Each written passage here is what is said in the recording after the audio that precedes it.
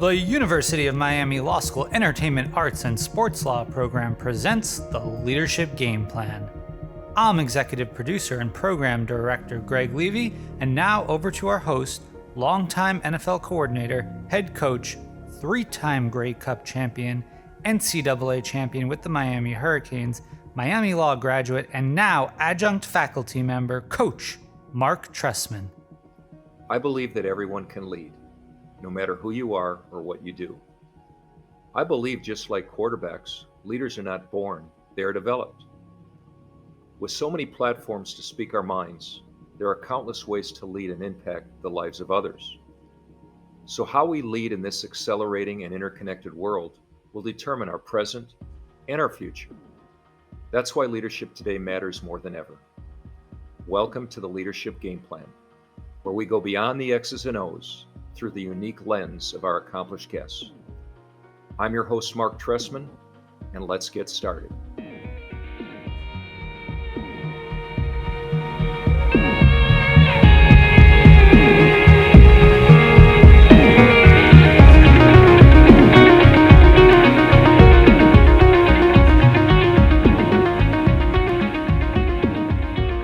It's hard to find people more committed to making a positive impact on the lives of others than Thaddeus Bullard, known around the world as Titus O'Neil.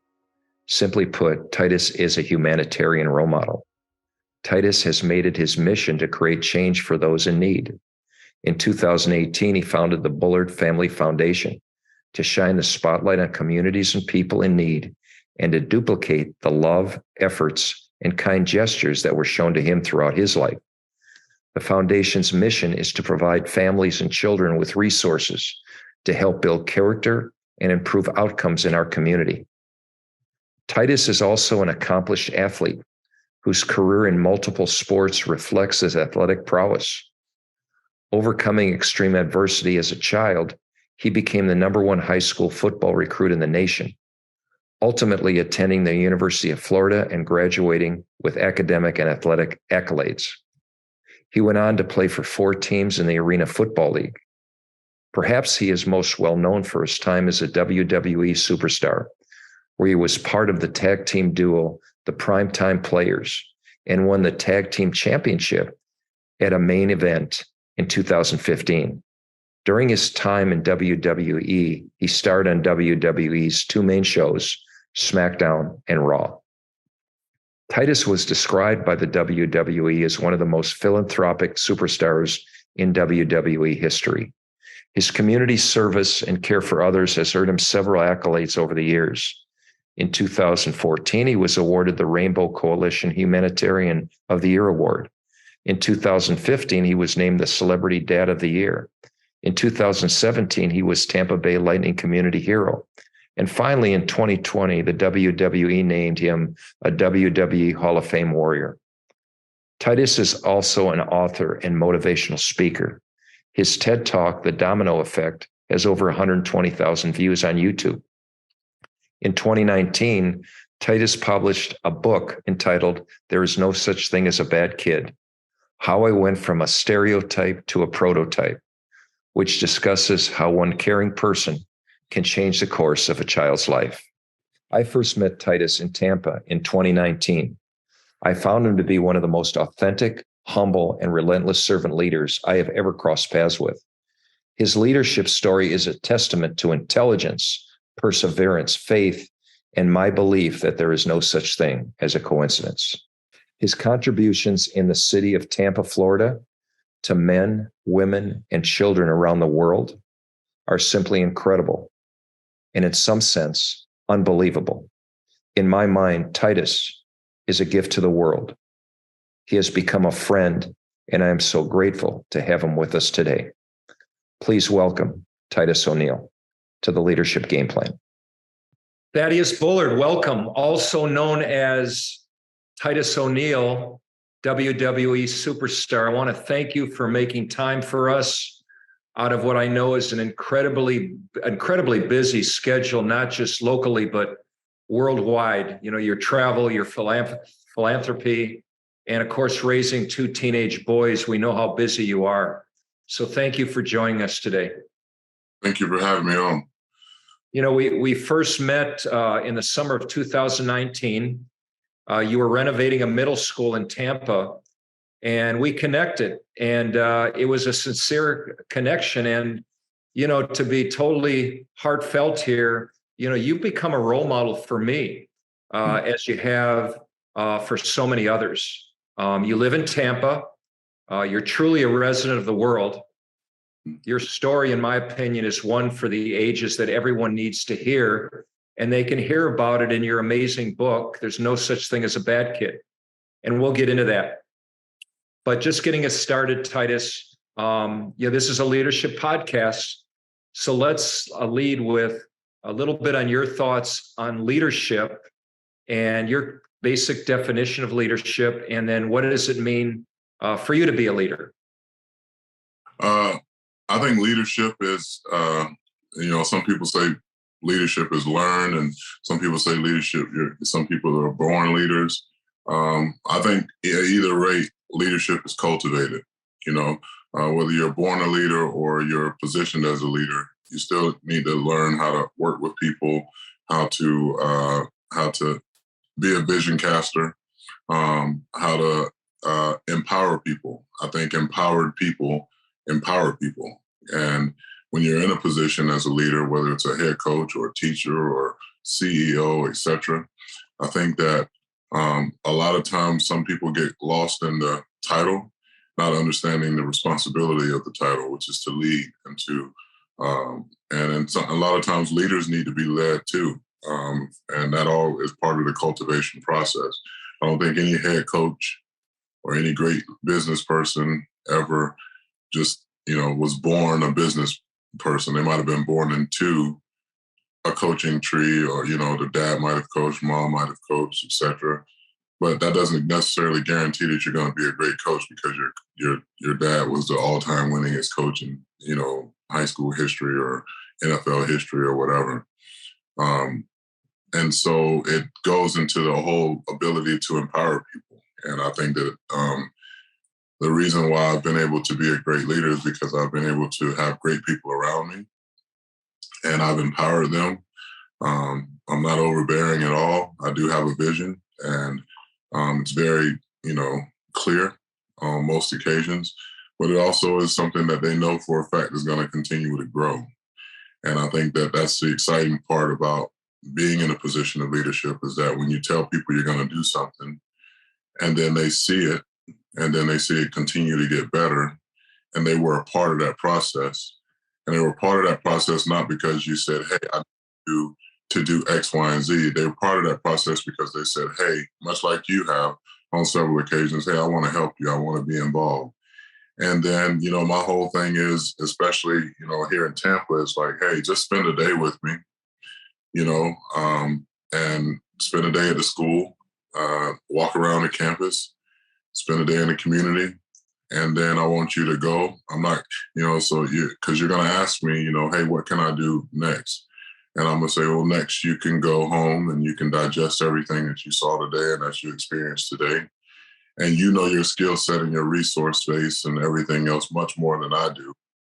What your time commitment is of other obligations much better than I do, so that once you go and you say, hey, I think I can really be good at this and help you in this capacity, it gives you the understanding of how great you can be in a certain capacity.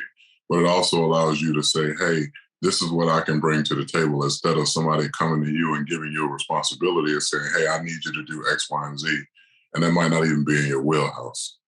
And so leaders have to understand that the way you see things or as a leader, may not register with a lot of people for a long time, because it's in some cases very insane. When I told people I wanted to give away 30,000 backpacks, Raymond James Stadium, to kids with school supplies, and I wanted to do physicals, and I wanted to do haircuts and everything else that I'd never had as a kid, they looked at me like I had three heads, because it had never been done before. It was the same way with the Joy of Giving event. The first time I wanted to have it at Raymond James Stadium, I made the plea, and you read about it in my book, to Rob Elder, who's now one of my board members. I told him that what I wanted to do, and I hadn't had the stadium booked yet. I hadn't had much of any of the logistics settled. And Rob, said, "Well, man, I want to help you, but this is kind of a reach. It's October, and you're trying to do this in December, and you don't have the stadium booked yet. This and that." And I say, "Look, I'm going to do this whether you're in or you're out. I just need to know whether you're in. I said, I'll tell you what, I'll go. I'll be back in a week. We'll have a conversation. I'll give you how it's going to go." And came back to him a week later. I said, "All right, I got the stadium booked. I got TPD on board. I got the sheriff's office on board," and start listening. And all the folks that, have agreed to be a part of it. And he was like, holy sugar, honey, iced tea. I don't know if this is a PG podcast, so I just, used the they could figure it out. But he's like, from that day forward, there's nothing I can never ask him for, because he realized, like, this guy, he says he's going to do something, he's going to do it. And, there were times when I was a kid that my word was insignificant because people didn't care. And now that I'm in a position of significance, that outweighs for me success. Success is for ourselves. Significance is for others. We can be the most successful businessman, the most successful coach, most successful, father at home. But if you're a horrible person to other people, you're not going to really be significant to many. And that's what, I went from being an insignificant person in a lot of people's eyes to being a very significant person to a lot of people. And those people range from all walks of life. They speak different dialects. They write differently. They eat differently. They pray differently. They believe different political views than I do on some occasions, but I don't care. People from all walks of life helped me get into this position that I'm in, and very unapologetic about the fact that I don't necessarily care for, I care about people's religious beliefs, but I don't really practice religion. I don't practice politics. I'm a man of God. I believe in God and Jesus Christ. Somebody else may believe that Allah is their God. Next person may believe that Buddha is their God. And another person may believe that, this water bottle on my desk is God. It's not going to change how I treat those people. And I think so often, especially here in America, and I'm saying this as a Black man in America that has traveled the world, we have this bravado that we're the greatest country in the world and we're the leaders, of the free world.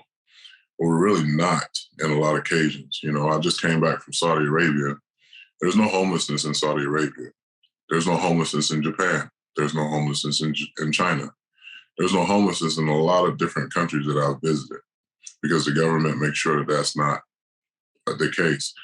I don't agree with everything that other cultures do, but I do know that in a lot of cases where they get things right, we get it wrong on a consistent basis. And I think it really comes down to morals and convictions. And I think any leader that has been significant in moving others in a positive and a productive way has great morals, and they stick by their convictions. It's one of the reasons why Muhammad Ali is my favorite athlete of all time, because he was a man of morals and he was a man of his convictions.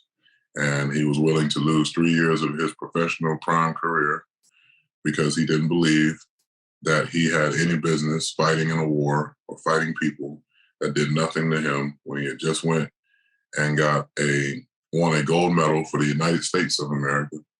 As a Black man, he's being revered and cheered and everything else, but he can't come back to his hometown of Louisville, Kentucky, and have a hot dog and a Coke at a counter with his friends.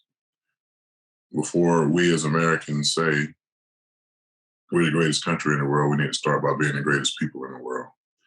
And the only time, unfortunately, that we are the greatest country in the world is during times of tragedy. A hurricane hits, you see all kinds of people donating money, food, supplies, etc. COVID happened, you saw people banding together, helping, sending stuff. You saw companies, corporations stepping up, making sure people can either get vaccinated or either get, tested or whatever it may be that they needed. You saw schools, the Boys and Girls Clubs opening up their clubs so that kids can have somewhere to go. Leadership is moving people forward and doing it in an unapologetic way, not a tyrant. You're not a tyrant. You're not a, you can get the best out of people when you know the people.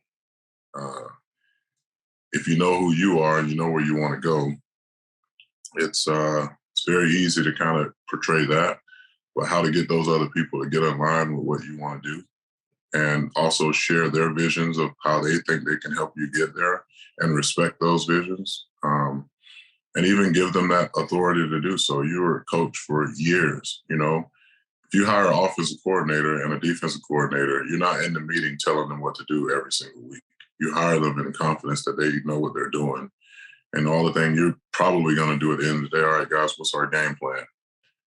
Because you need to be aware of that as the head coach if you're not calling plays on the defensive or the offensive side of the ball so that you can manage the game as a head coach. Because at that time, you have a great offensive coordinator. You got a great defensive coordinator. Your job is, all right, we need a timeout here. Hey, let's go for it on 4th and 1, or let's go for it on 4th and goal, or whatever it may be, or, 3rd and long. Hey, can we try this instead? Those are decisions that the head coach is making. But at the end of the day, leaders let other leaders lead. Yeah, I mean, you've given us an answer which makes it so hard to really put leadership into a small package. You talk leaders have values, leaders have a vision, leaders know the process to create the vision. Leaders are empowering, leaders inspire, leaders are authentic. Leaders know the people, they have relationships with the people. Leaders don't try to do it all themselves, they let others do their job. Those are all definitions and they all come together because you need all of them to get your leadership accomplished. And it starts in the heart. One I did leave out, and it's, in my opinion, the most important one. Leaders are vulnerable. 100%. And for leaders to be vulnerable, they have to be vulnerable first. In our class, we always say the cornerstone of every relationship for the leader is vulnerability-based trust. They have to be trusted, and the only way they'll be trusted is to put themselves out there, show them their heart, admit their mistakes, know they need help, want to listen to others, and grow themselves, because leaders are lifelong learners. We're all still learning. Can you put your leadership definition, which is, there's multiple levels, just give one instance where you saw your leadership work in the last few years? And I think you've said a little bit of that with backpacks at Raymond James and things like that. Can you give us one more before we move on? I would say when I did the Love Walk, in the wake of all of the protests, that were going on with George Floyd and his family, and rest in peace to his family and condolences to them. But in the midst of all these protests that were going, I'm not a protest guy. I'm not against those that choose to do it. I just, when it turns to violence and ignorance and looting and things like that, that's not what I think, protest should signify in regards to like being in honor of somebody that was done wrong, in whatever way, shape, or form. So I did this Love Walk. I pretty much put out a call to everybody, and I told them this is not a protest. We did it purposely over a bridge, a historic bridge here in Tampa, which basically was the bridge that first African American family owned the land, and a Cuban family owned the other part of the land, and they actually allowed the city to build a bridge on their land, which will help the cigar factories and other migrant workers be able to have a place to go to and from. But it also helped signify some of the most economic growth in the history of the Tampa Bay area. And when I think about people that walked over a bridge, the Edmund Pettus Bridge, Selma, those were historic things that meant something for so many. And for me, I wanted the love walk to be truly that. We're all going to walk in love, one direction, going over a bridge to hopefully come to a conclusion that we're going to be better as a city because of what happened with George Floyd up in Minneapolis. We're going to be better as a family unit by recognizing the differences that some may have and some may not have, and some people may not have a certain perspective is because they've never been put in a certain position. They've never been exposed to certain people. So the only thing they can do is go by what they see on television or what their family members tell them. And, for me, I just wanted people from all walks of life to be able to leaders lead with love. I think, true leaders, we found in today's world, the people know they care about them. The leader does care about them. And so leading with love, I think, is a priority for all leaders today. Let's jump into your narrative. Those people, those situations, you grew up in very unfair and very difficult circumstances. You overcame a lot of adversity as a kid. You're labeled as a bad kid. People don't expect you to become anything. You're told you'd be dead sooner in jail. As a young boy, you were picked on. You had to fight your way out of everything. You also kind of became the class clown along the way to protect yourself as well. As there's so many interesting parts of this book.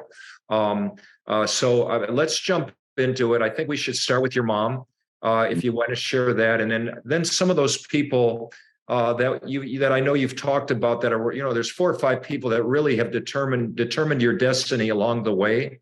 And you took the rest. Can we start there and talk about your childhood a little bit and go from there? Yeah, of course. So I'm the product of a sexual assault. My mother was raped at 11 years old, had me at the age of 12. She was driven from St. Augustine, Florida, down to Boynton Beach, Florida, to have an abortion. And a few months after she refused to do so, I was born. I've never met my biological dad a day in my life, not looking for him still. I'm 45 years old and I'm doing just fine. I've never had daddy issues. Probably could have if I didn't have 2 or 3 amazing men that came into my life at the right point in time. One of those men was Mr. Patrick Minogue, who I mentioned in the book was the person that kind of went against what everyone else had said in regards to me being sent home. I had signed a contract that I wouldn't get into another fight. And 30 minutes after I got into a fight, 30 minutes after I signed that contract, I got into a fight, which I joke now with former Boys Ranch employees that are still alive, that, you guys should have recognized then that was my becoming a WWE superstar. But he went against the wishes of everyone else, and the decision was made that I would be sent home, and he went against that. And he said, why do you think you get into trouble all the time? And I said, I don't know. I'm just a bad kid. And he said, look at me. He said, there's no such thing as a bad kid. And I asked him, how can he say that at the time? Because I was getting ready to get sent home. Me and my mom had a horrible relationship. I got 3 younger brothers, 2-bedroom apartment in the projects. Don't really know if there's much room for me to come. And he said, I'm not going to give you the answer to that because I truly believe in my heart that you're going to come up with the answer for yourself because you're going to turn things around. In the meantime, I'm going to tell you something and I want you to believe it. He said, I love you and I believe in you.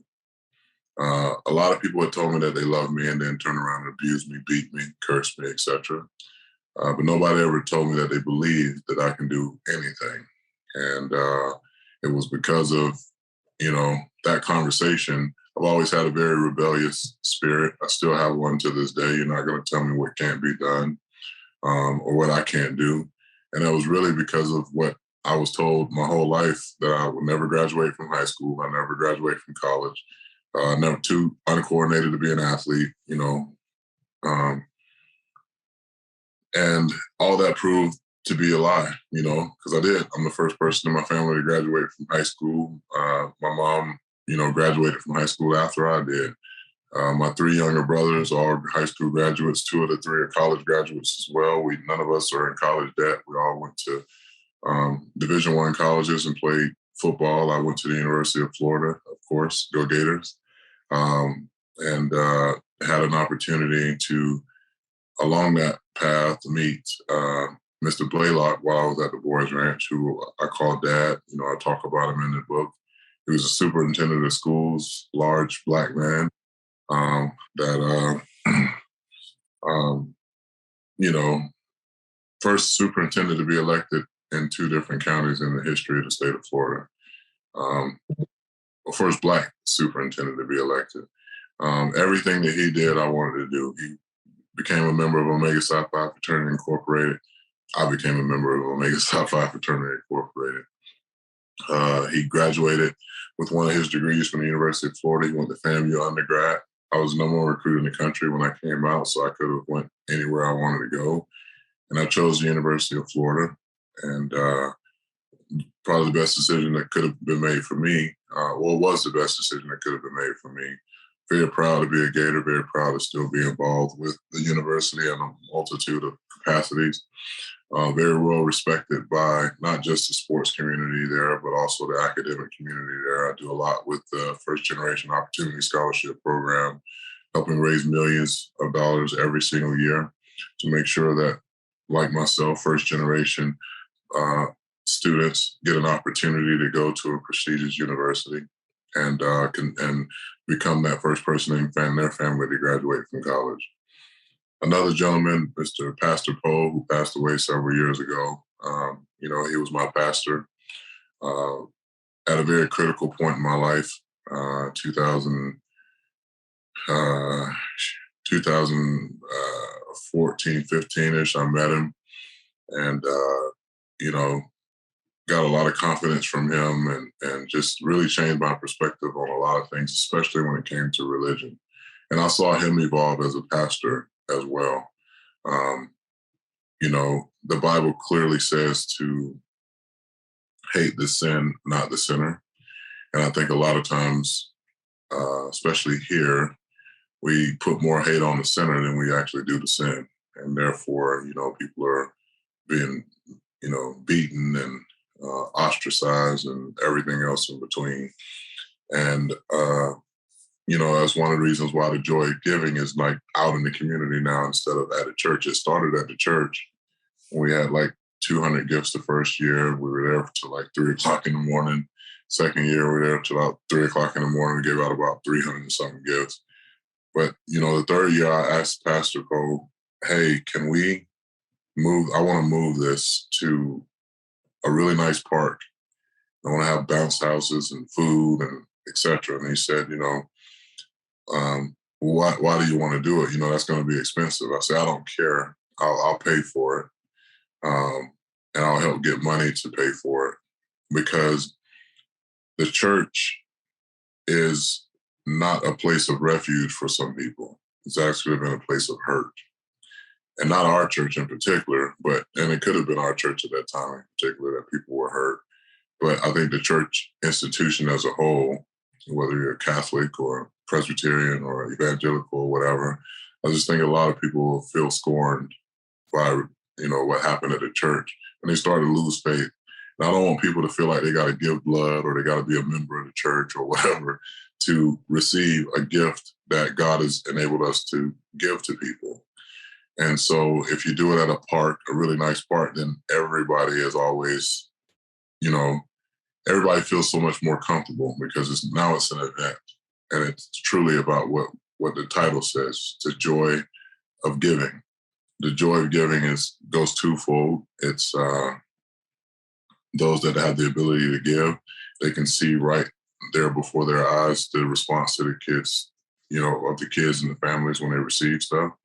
But then those that are getting stuff, they're not getting a gift value of no less than $25.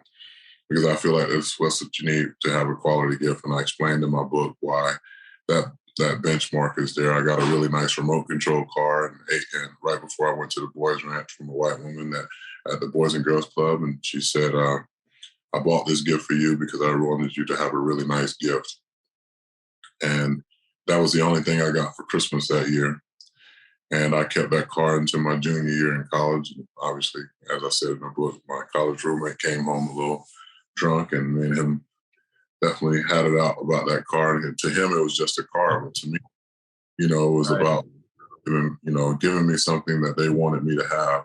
And they treated me with dignity, and behind it, it wasn't, I'm doing this for you. You should be grateful. It was just, I felt like this woman really cared about me, that she went and got something very special specifically for me because she wanted me to have a nice gift. And I think so often when people are giving, they just run to the store and just grab a bunch of stuff because it's on sale or whatever, this and that, put it in a bag and then say, hand it off. And they feel good about themselves.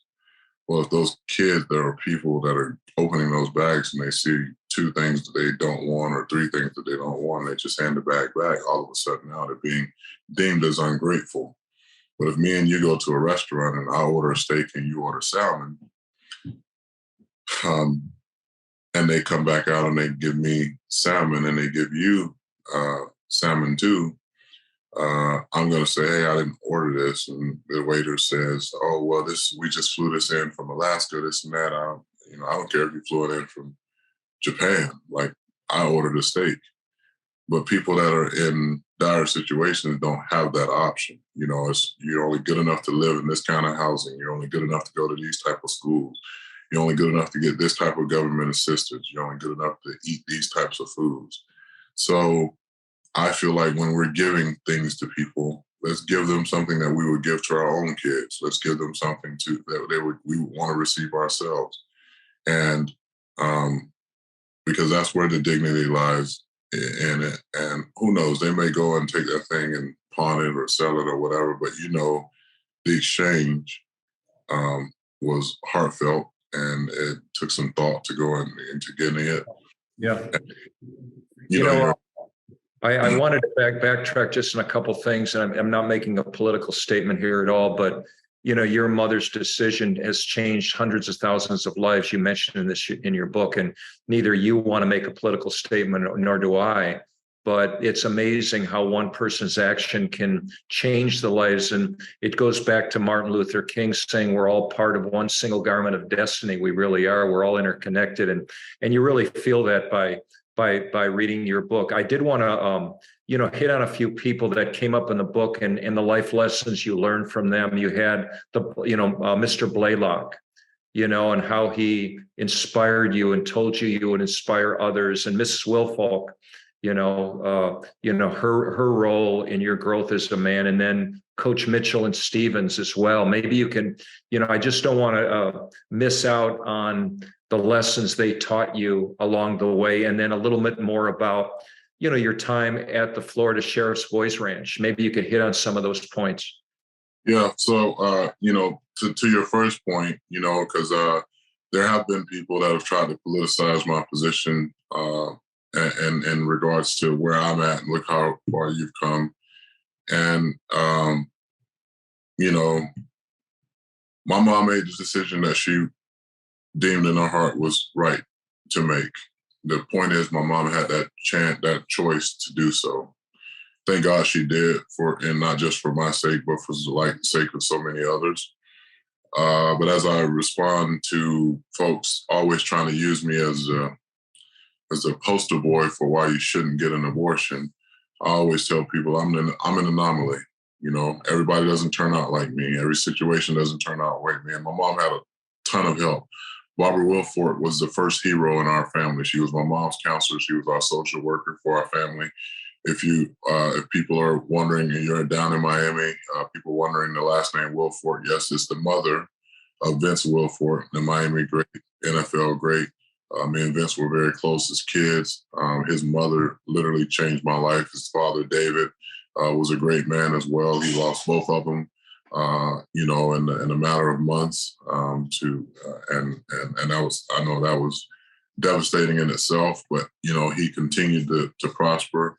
But Barbara actually went to the sheriff's office, Palm Beach County Sheriff's Office, and fought like hell to see if she can get me on this list to go to the Florida Sheriff's Point Ranch, which was thousands of names long, and get me bumped up.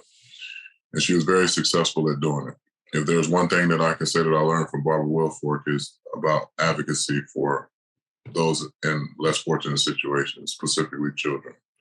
she taught me how to be an advocate, and then be a staunch advocate for those that can't speak for themselves and utilize their resources to help, turn the corner for other folks. Mr. Blaylock, who I mentioned earlier, superintendent of schools, taught me how to be a great man, a great lover of my family, but most importantly, taught me how to live out loud my morals and my convictions, because I saw people when we were at dinner that came to him, white people, that said, hey, I want to support your campaign, but, just make sure nobody knows where this came from.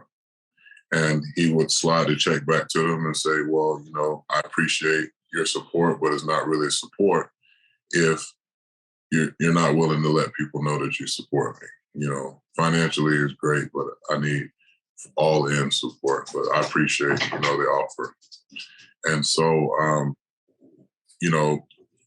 who was the third person you asked me about? I was asked you about Coach Mitchell and Coach Stevens. So Coach Mitchell worked at the Delray Beach Police Department, and he also was my Part Warner League head football coach. And Coach Stevens also had a really good job. He worked for FPL, Florida Power and Light. He was one of the higher up executives, and he also coached us with the Delray Rocks. My love and my affinity for law enforcement was because of Bump Mitchell, and him being a law enforcement officer and getting other law enforcement officers. And I saw them from a different light than what I saw in my neighborhood, because I realized and recognized that it's two sides to all of this. And it's actually something that intrigued me to the point where I thought I wanted to be a police officer when I got older. And quickly found out that I really don't, because I don't want to. I love and appreciate our law enforcement agencies. I also love and respect our military members. I can't, picture myself waking up every single day knowing that this might be the day that I don't come home to my family. And I think a lot of people, when they see officers, they don't think about that aspect. These people are literally putting their lives on the line every single day, and should be commended and admirable. Now, it's not the officers that are the issue, it's the system. It's always been the system. The system was never designed for those that with lower socioeconomic status to be able to beat that system. And that happens obviously more so in the Black and brown community than it does in the white community, but it does happen in the white community. You take some of these rural towns, these folks don't have money, you know what I mean? They're on welfare just like people that are in the projects are. Many of them at a higher rate than those that are in the Black and brown community. So when Coach Stevens and Coach Bump Mitchell, when I used to get suspended, I used to go down to the police station and write sentences till my hands hurt. Sometimes I did it in the notebook. Sometimes I did it on the chalkboard. They always brought me, similar lunch to what I would have had at school, probably worse. It was a peanut butter jelly sandwich, an apple, and a banana. It was healthy, but it gets boring after a few times, after a few days and times of doing it. But those things, experiences and those people all had a very pivotal part of my life. A homeless guy is the person that led me to Christ. You know what I mean? 13 years old. He's always at our practices in Live Oak, and he's, saying, hey, can I tell you something? And he said, God's going to use you to do mighty things. And if I wanted to be a jerk at that time, I could have easily said, well, you're homeless. How are you going to tell me? But I took it. I said, thank you, man. I really appreciate that. And I want to make it to the NFL and make a lot of money and do a lot of, great things for my family and community. And he said, no, it has nothing to do with football. It has nothing to do with what you do for a living. God's just going to use you to do mighty things. And, helping this guy literally go from being homeless to getting a job to, at 13 years old, helped me understand that I do have power in me at a very young age, and I started believing a lot of stuff. And whatever I speak, I know it can happen. You know, Titus, tell the whole story, because the whole story is, a little bit about, there's no such thing as coincidences, right? Mm-hmm. You find out what he was. He was a CEO. You take him to a wedding. He meets. They pray to tell the story, because I think it's important to point out that, and you're saying everybody matters. Everybody needs to be respected, and anyone can lead regardless of their role. But share the whole story, because it does make the hair jump off your arm a little bit when you hear how it all ended. Yeah. So, weeks after he told me what he told me about God having a calling on my life, I asked him if I can ask him a question, and he said, sure. And I said, and we actually connected because of blueberry muffins. One of my boosters on our football team always used to get the Danishes from Publix as they were getting ready to throw them out. They were still good. They just couldn't sell them after a certain date. He would always, every Thursday, we would have Danishes and blueberry muffins and everything that he can handle, and the guys would get stuff. And I would always make sure the guy had something because he was there, and we always had extra. And I said, one day I stopped and I said, you mind if I ask you something? I said, how did you end up in this situation? And he said, if I told you I was a CEO of a major company, had a big, beautiful house here in Florida, had a big, beautiful house in Georgia, and beautiful wife and 2 beautiful daughters, would you believe me? And I said, if that's what you're saying, that's all I can believe, And he said, that's exactly what my life used to be. Drugs, alcohol, and gambling ripped me away from my family. And I said, well, you tell me, God's going to use me for mighty things. Do you go to church? He's like, yeah, I've been wanting to go to church, but I haven't. Well, one of my teammates was Matt Fryer, or Todd Fryer, brother of Matt Fryer, that played at Florida State.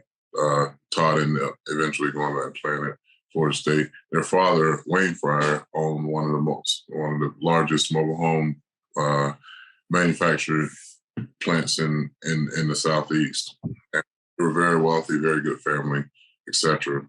And so I went to Matt, because Matt had always been, I'm Todd, and Todd always was like, man, you should come to church with us. You should come to church with us.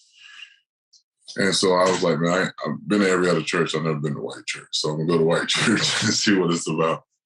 Well, went to church, and, probably that next Wednesday, I was talking to the gentleman again, and I said, he said, I went to this church this week. I think you might like it. And he said, I'd love to go, but I don't have any clothes. And I said, well, Jesus said, come as you are, And so I asked, Todd, if it's okay if you come. And so I got permission from them. We ended up getting him a ride, and he ended up going to church. And so the week after that, I said, Todd, the guy that, I had invited to church, he's always at our practices. He's homeless. You think your dad can help him get a job. And he said, I'll talk to my dad and see what he can do. He's like, do you know the guy? And I was like, well, I don't, I didn't grow up with him, but I know him good enough to know that, he's wanting to get on his feet, and he's worth taking a chance on. What's the worst can happen? He's not going to, I don't think he's going to steal or mess anything up. And so they ended up getting him a job. They were just in the process of clearing out land. They gave him a trailer, a mobile home to stay in. So he had rent-free, lights, electricity, everything to stay there. And he was, starting the process of working again. Then found out my high school football coach and his ex-wife were like best of friends. And she always comes back home to usually the football banquet, because she has nieces and nephews that played on the team, and a niece that was a cheerleader. So I said, hey, coach, do you mind if is such and such coming, it was his ex-wife. And she's like, yeah, why do you want to know? How do you know her? I was like, I don't know her. I just heard she was an amazing person. And, I just wanted to meet her, And I invited the gentleman to our football banquet at the end of the year. And she ended up coming and came in, and she's locked eyes over at our table and saw her ex-husband and immediately started crying. And he gets ready to get up and says, man, I knew I shouldn't have, come. This is a bad idea. He hadn't seen his daughter in like 3 or 4 years. And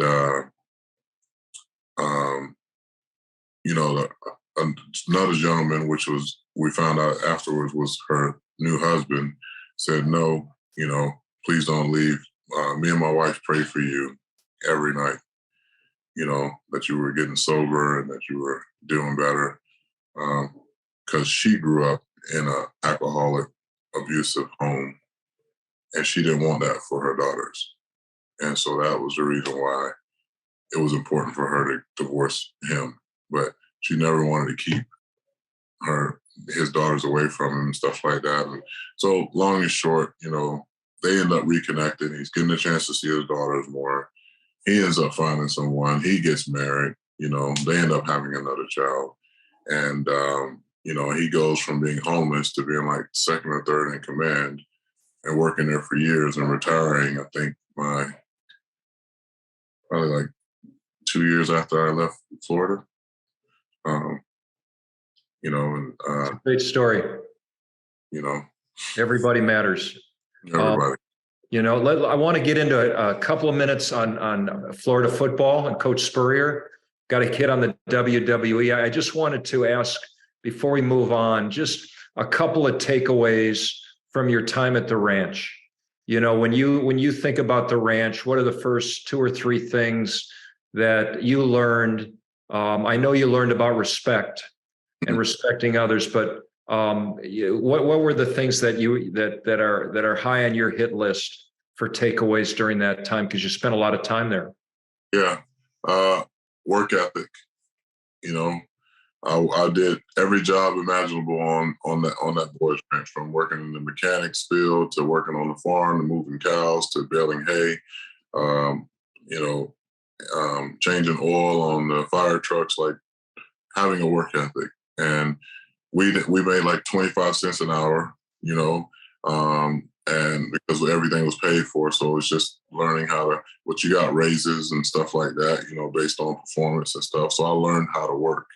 The second thing I learned is that being a great human being doesn't require you to have a certain race or sexual orientation or political stance or socioeconomic status. It just means being a good person to other people. And there were a lot of great people at the boys' ranch that didn't have to be there. They weren't making a lot of money, much like teachers are in schools. They're there because they love it. They love the profession. They love the opportunity to help move people forward. And, there's something to be said about an individual that just wants to be a good human being. And the third thing I would say is that I learned from the boys' ranch, which is the most significant thing. I think I learned more there than, and I hear the cliche all the time, it really does take a village to raise a child. I had an incredible village at the Florida Sheriff Boys' Ranch that helped me understand what that village mentality is. It's not just the folks that are on campus. It's the donors that are donating. It's the social workers that are out and about that you never see on campus. It's the parents that have to go to counseling while their kids are on campus with other counselors. It's truly a village. You got people that are lobbying for more money to help families. You got people that are in Tallahassee. You got people that are in Washington, D.C. So it's like a village of people that it requires to really make, what I'd say transformational change. We do a lot of transactional things in the world. Christmas comes up, happy, Merry Christmas or whatever. Thanksgiving comes up, they'll go and provide a few meals, but those are the 364 days. Somebody's still hurting, so we need to do transformational stuff. And the Boys Ranch experience for me was very transformational. Yeah. Yeah, that's awesome.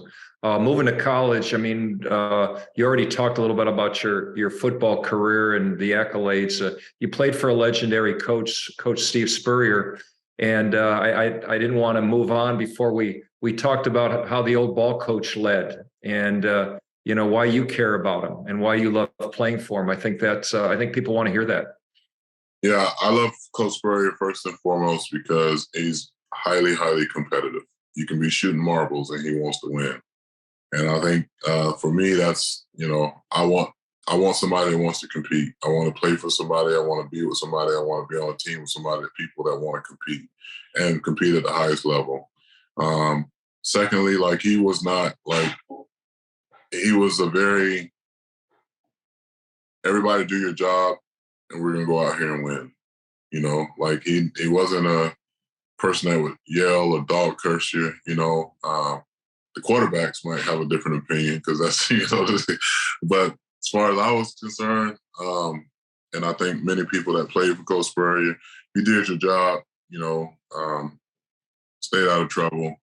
You really had no issues. He wasn't a coach that was going to come in at, leave at 4 a.m. and come back in at 6:30.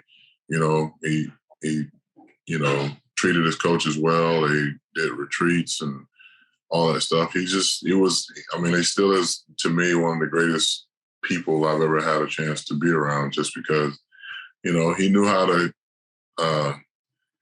rile the other side up, real quick. And it was funny to everybody, but it was also infuriating to the opponents.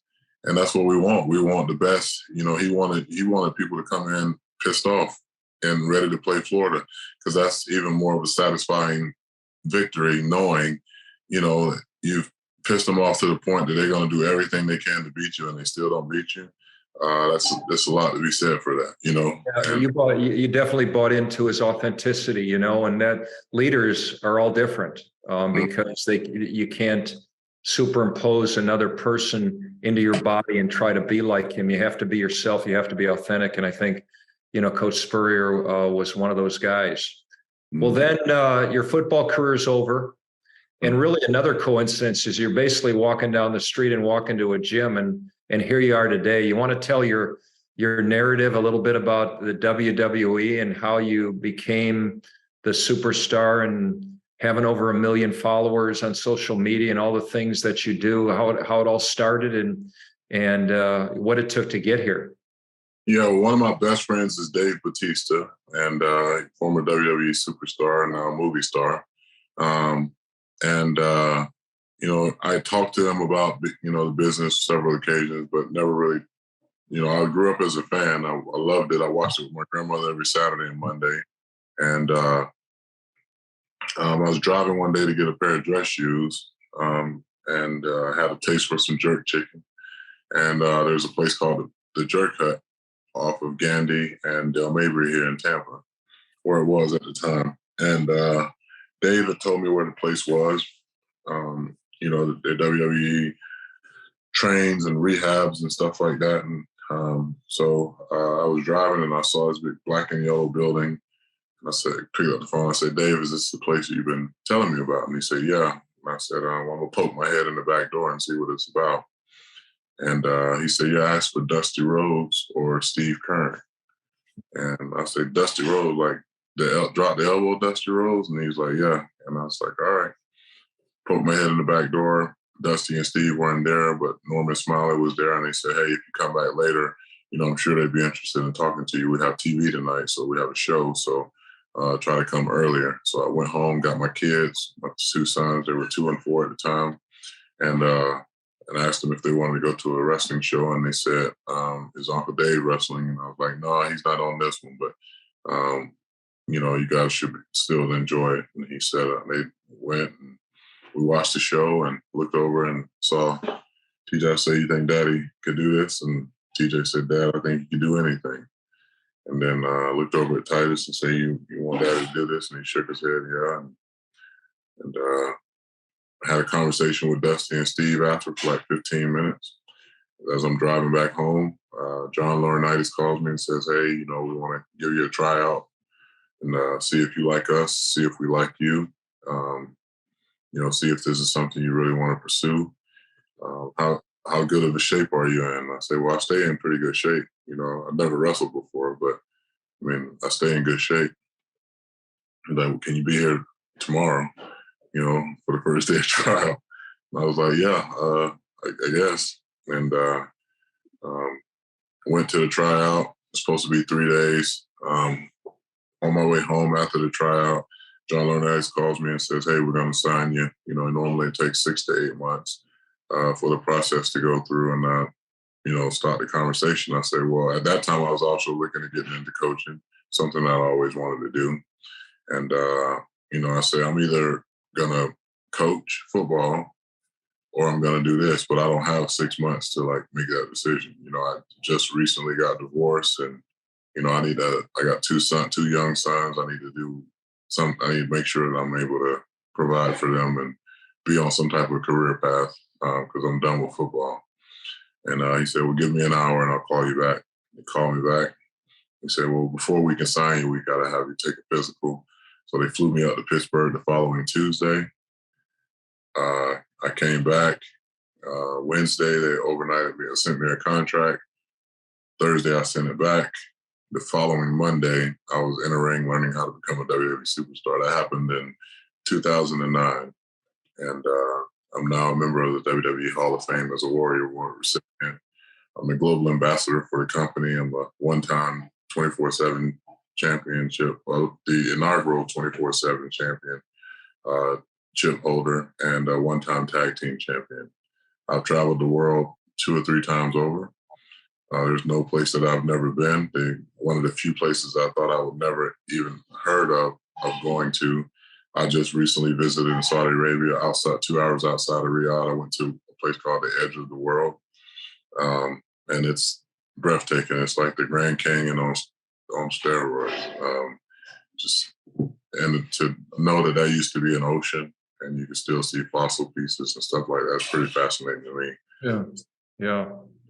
It's an unbelievable story. And you mentioned your boys, and I want you to talk about, as we close here, a little bit about how important it is, what being a father means to you. And, in our class, we talk about the difference between standards in our locker room and rules in our locker room. And it came to me that you don't really have rules, you have standards, and there's really 3: love and respect everyone, be at your best, and we don't use the word can't. And I was wondering if that's true, if you could reiterate that, and then how you came about those as really the standards in your home or in your locker room. And tell us a little bit about your boys as well and what they mean to you.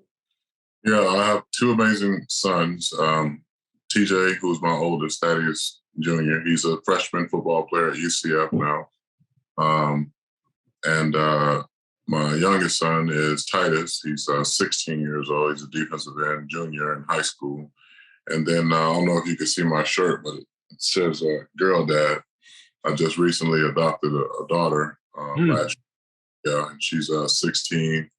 And I've known her since she was about 6 or 7 years old. Mom had some health issues. Her mom's from Canada. Didn't think she was going to make it through her last episode. I asked, what's going to happen with Leah? Leah's one of the top basketball players in the area and has a really bright future. But Mom is from Canada. And so she said, Leah would have to go, with her mom and dad and all her family's up in Canada. And I said, well, what if I adopted her? And she said, what? And I said, yeah, what if I adopted her? I've always wanted a daughter. I'm not physically going to have any more kids. And if I had a daughter, it would be, someone like Leah. And I said, let me speak to the boys about it first. I'm sure they'll be okay with it because I was getting ready to adopt a set of 7-year-old twin girls, in 2016 when the hurricane was threatened to come because they were part of the boys ranch system. They were part of the youth ranches and didn't end up following through with that because of the foster care system and understanding that I can take these girls and put them in a great situation and change their life forever. And 5 years later, the mom or the dad can come and say, "Oh, I'm ready to be a parent now." And they can literally get their kids back. And I just didn't want to set myself up for that and them. But I had a conversation with the boys, and they were all for it. And carry a text and say, "Hey, the boys are all in for it." And next thing you know, I'm having a conversation with them on FaceTime, and Leah's like, "Why are you doing this?" And say, "Well, I've always wanted a daughter, and I think you're a perfect candidate for it." And somebody did it for me. Took me under their wing. Mr. Blaylock took me in as his own, and helped me a lot. And she was like, "Well, I'm gay, right?" And I said, "I don't give a shit if you purple or green or whatever." I said, "I'm not here to make you be a certain way. I'm here to help you be the best that you can possibly be. And if that's as a gay, woman or, basketball player or soccer player or doctor, lawyer, attorney, I'm just here to help you be the best version of you, And the only thing I would always ask is that you follow the 3 rules of the house, love and respect everybody you come in contact with. You may not like some of them, you may not even agree with them, but you love them and you respect them. Always give your best effort, be your best. It might be 70% on the test. It might be you're going to have a bad practice, you're going to have a bad game, but as long as you did your best, you or anyone else can never be disappointed. And, ultimately, like for us, the can't, don't use the word can't. I was told my entire life what I can't do. You'll never graduate from high school. You'll never be this. You can't do that. You can't do this. There's no way you can do that. And it got done. And so that is from a secular sense. From a spiritual sense, I believe in God and I believe in the Word of God. And the Bible says that we can do all things through Christ who strengthens us. So never one time in the Bible does it say what we can't do when it comes to prospering in life. It always talks about what we can do. And if we can do things, and if I believe in God, I'm reading that part of the Bible and it says I can do all things, then there's literally nothing I don't feel like I can't do, especially based on the fact that everything I was told I can't do, I can do it. So don't come to me and tell me what can't be done, because it is there. If you speak it and you believe it and you work towards it, it can. Yeah, it's beautifully stated. I wanted to ask you, looking back at your life, at a younger version of yourself arriving at the Florida Boys Ranch, what advice would you give those boys that are just going into the ranch today as they just start their journey where you really started yours? Yeah, I still talk to kids, not just at the Boys Ranch where I went, but at the other campuses that the youth ranches has. And I tell them, guys, this is an opportunity that you never will know how significant it is for you and your family and for your future children and your future children's children. I tell them, like, I came here as a poor kid with, poor self-esteem, poor grades, poor clothing, and I'm wealthy now in so many different ways because of my experience here and because of what I learned here and because of the opportunity that I had a safe place to go, a safe place to grow, and a safe place to live, and people that actually cared that were around me that I didn't initially really thought cared. I thought it was a job to them. But then the longer I stayed there, the more and more I realized this is a passion for these people. This is a mission for these folks to help people like me become better. And my experience at the Boys Ranch was the catalyst in the getting me out of, generational poverty, getting me out of generational lack of education, helping me break generational barriers that were in my family. And now I'm looking at the fruits of the labor that other people put into me through my children, Yeah. It's pretty, I pay more for tuition I pay more for tuition for my children than most people make in a year. Yeah, yeah. Let me ask, I want to ask you one last question. How do you see your leadership in the next 5 years? Where is this all going? What's your vision for Titus over the next 5 years to continue to lead and do more? Because I know whatever it is, it's big. Yeah, I just I'm gonna hopefully be able to get other athletes in a network of like changing the culture through education. So often we do camps, which is great. That's like a one-off, So often we do like bowling tournaments and stuff like that. Those, while they're fun, it's not really transformational. We got to start partnering with some of these lower income, lower economic, situational schools, clubs, boys and girls clubs, etc. Adopting these places. Because number one is going to help you as far as like your overhead. If there's already a pre-existing structure and a pre-existing staff and things like that, and you can just bring your resources and your vision of how things should go. Number one, you see exactly where your money's going, and you can dictate what you want to be done with that money. If you write a blank check to a major organization, you don't know if it's going to turn the lights, keep the lights on. You don't know if it's going to pay salaries. You don't know if it's to buy, plane tickets for executives. You don't know where it's going. At least if you, want to do something in your hometown, like do it within an infrastructure that will allow you to sustain that work and that growth. Well, I hope I know there's somebody out there who just heard that. And it won't be a coincidence that you get a call someday and they're there to help. Well, I'm overwhelmed and in gratitude. There really is no such thing as a bad kid. And as you say in your book, there's no such thing as a bad person. I want to encourage everybody to go out and read this book and then reread it to your kids because it's powerful. It comes from the heart. You just don't talk about it. You take action. And Titus, I just want to say I love you and I believe in you. And, this started in 2019. We don't know where the journey's going, but I'm proud to watch and proud to have been a small part of it and hope that we can share some time together along the way. Thank you so much for joining me today and on our Leadership Game Plan podcast. Oh, thank you. I appreciate it. And go Gators. And go. One of these.